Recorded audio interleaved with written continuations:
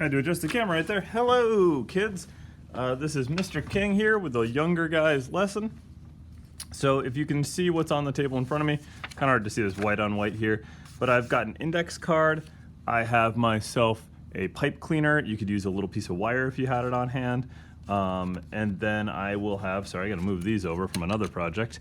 Then some sort of markers or crayons or colored pencils. I am going to use marker for this, and I'm gonna use a little bit of pencil just to make sure that I can erase if I need to. So here's what's gonna happen. We are going to make another Venus flytrap. One more awesome kind of carnivorous plant here. And so I'm gonna use an index card for this because I feel like a lot of people have these large index cards on hand around to the house. If you don't, any sort of card stock will work. And if you really get into a pinch, you can always just use the cardboard from a cereal box or like a cracker box or something like that. Just dip into that recycling bin, grab it out and use that. You just need, a little bit of space to be able to do it. So the first thing we're gonna do is we're gonna take the two short ends of whatever paper you've chosen to use, and we're going to fold our paper. Now we call that hamburger style, but remember it's not actually a hamburger, so don't try to eat it. And so we have our little, kind of like a greeting card here, okay? So I'm gonna put the line side on the inside of this because it's gonna help me later because I don't wanna see all those lines necessarily. So the next step of this is you're gonna take your pencil, you're gonna put your folded side on the bottom, and here, I'm gonna move this white paper so you can see this better. Folded side on the bottom, and you're gonna go all the way to the bottom corner here, and you're going to make a big upside down U. So you might need some help from your parents here. And you can leave a little bit of room here at the top if you'd like to, and you'll see in just a minute why it's not important whether that U is like right to the edge or a little bit off. It's fine. So the next part of this, you are going to need some sort of pair of scissors. Forgot to mention that in the early part of the video, but again, your supply list will be listed in the beginning. And so what's going on here is from the very start, what I'm going to end up doing is I'm going to actually cut off the corners by the fold. And that's just to make this work a little better. And then I'm gonna follow that U, and right through the middle of that U, I'm going to cut a zigzag. Now, if you are a little guy here, this is where your parents might wanna help you out. Or if you are really having a hard time with that zigzag, like I'm doing, I like cutting them out as individual triangles.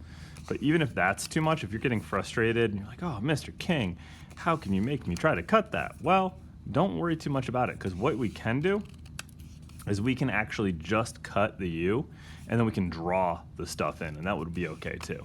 But I think it's really neat when you can cut these triangles out, because the next part of this is really fun. Trust me, it's worth it. It's worth it. So what you're gonna do is finish up cutting all these out. Just little triangles coming out. And you're gonna have what kind of looks like a sun, on a sunset here. I don't know if you can see that on camera well. But yeah, that's kind of the shape you're gonna end up getting with it. And what this is actually going to be our piranha plant mouth, or our Venus flytrap. Now, I don't really wanna see that line on the top of mine, so I'm gonna flip it over. And what I'm gonna do here is I'm gonna make some really fun cartoony choices. I'm actually going to give mine some angry eyes, because it's going to be an actual piranha plant here, and he's going to be like, Murr. He's going to be looking down towards the thing he's about to bite down on. So maybe he's got a fly that's come over unlucky, and he's going to be able to try to eat him. So you can use whatever colors you want to be able to color that in. So what I will actually do for mine, I'm going to use a little green, and I'm going to draw the U here. I'm going to color it in, everything except the eyes here. And the more time you want to spend on this, the better, because it just, your effort shows by the amount you work on something. Now, I'm only going to color the top of mine, but I would actually suggest you color the top, the bottom, and maybe even the inside of the mouth. When you do the inside of your piranha plant mouth, it's kind of cool because then you can draw like the bug that's landed inside of it, which I think is pretty funny. I had a lot of kids do that. They were making like flies and spiders that had gotten inside of the mouth and had unluckily been eaten. Unfortunate bugs. Poor unfortunate bugs. So I'm almost done coloring this in. And then I'll go over the eyes. And there's actually a reason I always like to wait to add the black at the end here when I'm using like Mr. Sketch markers. And that's because, I don't know if you kids know this, but when you use the black first and then add the color, sometimes the color picks up the black, and it will get kind of frustrating because you get like a smudgy drawing. And also I can cover up mistakes with black really well. So I didn't do a perfect job drawing. I got plenty of little white spots in there, but this is totally okay for what I'm doing. So there's my little angry character here that I've made. Now what I'm gonna do is I'm going to open up this, I don't know, half of a sun to make kind of this weird oblong oval sun. And what I'm gonna do is I'm gonna fold in all of these little triangles. Every single one of them. It takes a minute to do. It's not too bad though. Just fold them in right up to kind of the base of the triangle. And I think you will see how this becomes a really cool 3D piranha plant mouth. Now again, you might want to color the inside, so if you happen to use an index card like this, one thing you can know, if you want to go find a good little art material for your kids, get the index cards. They have ones that are white on both sides, and that's really nice. You can do a lot of cool little projects with that.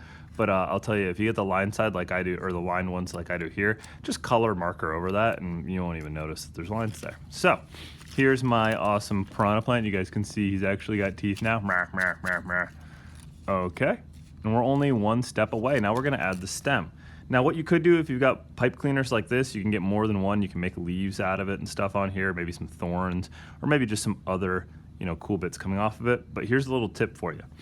Take your pipe cleaner, turn it around on itself, make a little loop, and then I like to twist it off just to make it look a little cleaner. And what's gonna happen is when you put this on, you add a little bit of tape on the bottom, that loop. Now I'm gonna use masking tape, but I would say that Scotch tape works just as well.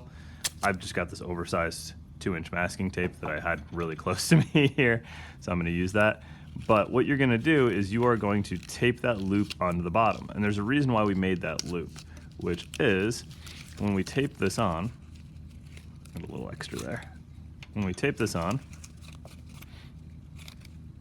if I didn't have that loop, if I kind of twisted my wire here, it might very well spin freely, and sometimes that makes the head kind of spin around and droop down and not sit the way you want it to. And I don't find that I like to be able to pose these when I'm all done. So that's kind of the reason why I put that loop on the bottom, so that when you twist the wire, the whole thing twists with it, and that makes it a lot easier to pose these.